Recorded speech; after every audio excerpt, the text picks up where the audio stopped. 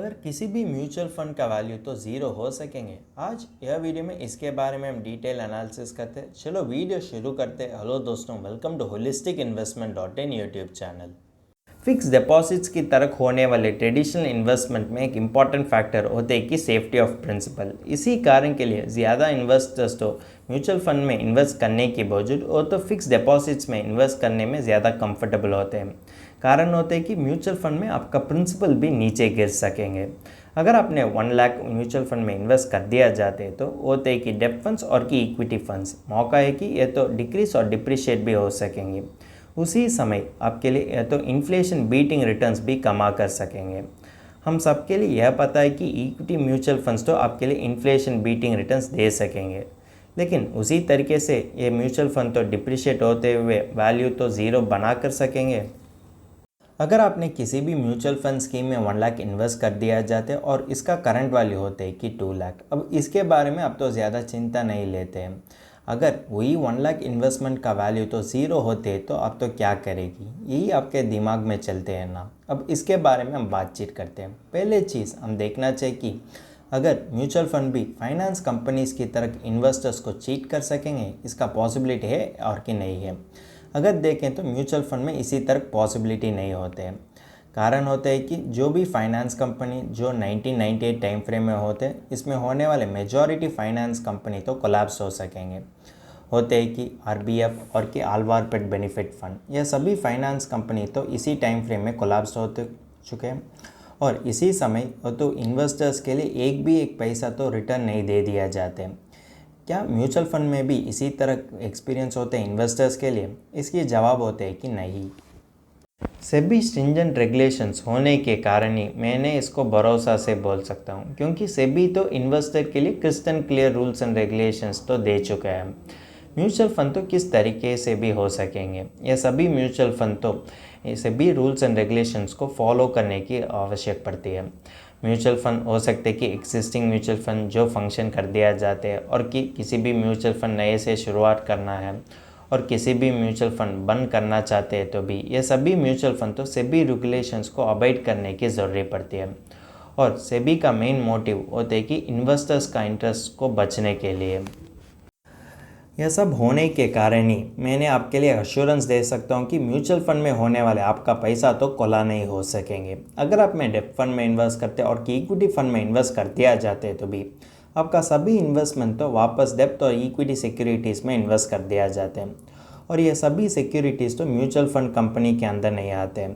ये सभी सिक्योरिटीज़ तो कस्टोडियंस ही हैंडल करते हैं और सेबी तो कस्टोडियंस के लिए अलग रूल्स एंड रेगुलेशंस तो दे दिया जाते हैं।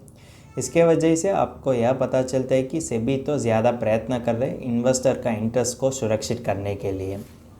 इसी कारण के लिए आपका म्यूचुअल फंड का पैसा तो चोरी नहीं कर सकेंगे। अब हम अलग पर्सपेक्टिव से देखें कि म्यूचुअल फंड तो ज़ीरो बना कर सकेंगे या नहीं। यह पर्सपेक्टिव से देखें तो इन्वेस्टमेंट का पाइपलाइन होता है कि म्यूचुअल फंड तो ज़्यादा इन्वेस्टर्स से पैसा लेते हुए ये तो डेब्ट और इक्विटी सिक्योरिटीज़ में इन्वेस्ट कर दिया जाते हैं। अगर किसी भी मौका है कि आपका सभी सिक्योरिटीज़ तो एक समय से ज़बरदस्त से नीचे गिरते और ज़ीरो बंद कर दिया जाते तो भी म्यूचुअल फंड का वैल्यू तो एक्चुअली ज़ीरो हो सकेंगे। लेकिन यह पर्सपेक्टिव में भी हम तो SEBI rules and regulations consider करने की आवश्यक पड़ती है, क्योंकि सेबी तो डिसीजन लेते हैं कि कितना पोर्शन ऑफ इन्वेस्टमेंट अलोकेट करने के लिए अलाउड होते हैं एक पर्टिकुलर इन्वेस्टमेंट में और कितना एईएम परसेंटेज तो अलोकेट करने की ज़रूरत पड़ती है एक पर्टिकुलर सिक्योरिटीज़ में। यह सभी रूल्स एंड रेगुलेशंस होने के कारण इन्वेस्टर के लिए उसका इंटरेस्ट सुरक्षित करने में सेबी तो ज़्यादा मदद कर दिया जाते हैं। एक पर्टिकुलर पोर्टफोलियो में फंड मैनेजर तो एक पर्टिकुलर सेक्टर के लिए इतने ही परसेंटेज ऑफ एक्सपोजर तो दे सकते हैं और म्यूचुअल फंड तो कंपनी कैपिटल में इन्वेस्ट करने के लिए भी मैक्सिमम लिमिट तो दे दिया जाते हैं। सेबी में इसी तरह रूल्स एंड रेगुलेशंस होने के कारण म्यूचुअल फंड तो यह रूल्स एंड रेगुलेशंस को इम्प्लीमेंट करने की ज़रूरत पड़ती है। म्यूचुअल फंड के बारे में हम तो सिंपली यह कह सकते हैं कि यह तो मिनिमम 10 to 20 सिक्योरिटीज़ में इन्वेस्ट कर दिया जाते हैं। 20 सिक्योरिटीज़ होते हैं कि रीजनेबल डाइवर्सिफिकेशन। अगर अपने इक्विटी म्यूचुअल फंड के बारे में देखें तो ये तो मिनिमम 25 स्टॉक्स से शुरू होते हुए 40 to 50 स्टॉक्स में इन्वेस्ट कर दिया जाता है। यह सिनारियो में देखें तो अगर किसी भी पर्टिकुलर म्यूचुअल फंड का सभी स्टॉक्स तो एक ही एक समय पर ज़ीरो हो सकेंगे, अगर देखें तो ये तो पॉसिबल होता है कि एक और दो स्टॉक्स के लिए, लेकिन सभी स्टॉक्स एक ही एक समय में ज़ीरो होने का मौका तो ज़्यादा कम ही पड़ते, इसीलिए हम इसका जवाब तो नहीं बोल सकेंगे। डेब्ट सिक्योरिटीज़ भी इसी तरह की काम कर दिया जाते हैं। ये तो मिनिमम 20 to 30 सिक्योरिटीज़ में इन्वेस्ट कर दिया जाते और इसका रूप होते हैं कि डिबेंचर्स, बॉन्ड्स एक्सेट्रा। अगर मौका है कि सभी सिक्योरिटीज़ एक ही एक समय में ज़बरदस्त से नीचे गिरते हुए ज़ीरो हो सकेंगे, ये तो एक और दो सिक्योरिटी के लिए पॉसिबल होते हैं, लेकिन सभी सिक्योरिटीज़ एक ही एक समय में ज़बरदस्त से नीचे गिरते हुए और ज़ीरो बनने का मौका तो ज़्यादा कम ही पड़ती है।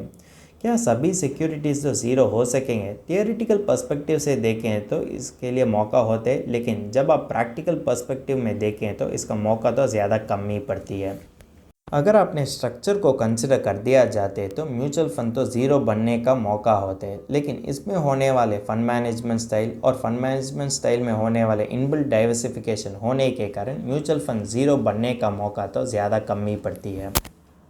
यह सब होने के कारण म्यूचुअल फंड तो ज़ीरो बनने का मौका तो ज़्यादा कम ही पड़ती है। सेबी ने ज़्यादा प्रयत्न कर दिया जाता है कि म्यूचुअल फंड तो इन्वेस्टर फ्रेंडली प्रोडक्ट बनाने के लिए, और इसी कारण के लिए म्यूचुअल फंड इन्वेस्टर्स तो यह ज़ीरो बनने के बारे में उतना ज़्यादा सोचने की ज़रूरी नहीं पड़ती है। अगर तुमको इस टॉपिक में और कोई अदर फाइनेंस और इन्वेस्टमेंट रिलेटेड टॉपिक में संदेह है तो हमारा फाइनेंशियल एक्सपर्ट के साथ अपॉइंटमेंट बुक कर सकता है। अपॉइंटमेंट का लिंक डिस्क्रिप्शन में दिया गया है। और फिर इन्वेस्टमेंट के बारे में और फाइनेंस के बारे में तुमको ज़्यादा बताना चाहिए तो हमारा लाइव वेबिनार अटेंड कर दीजिए। वेबिनार का लिंक भी डिस्क्रिप्शन में दिया गया है। वेबिनार एब्सोल्युटली फ्री है। इस वीडियो तुमको पसंद है तो लाइक कर दीजिए, फ्रेंड्स के साथ शेयर कर दीजिए और ज़रूर सब्सक्राइब कर दीजिए। धन्यवाद।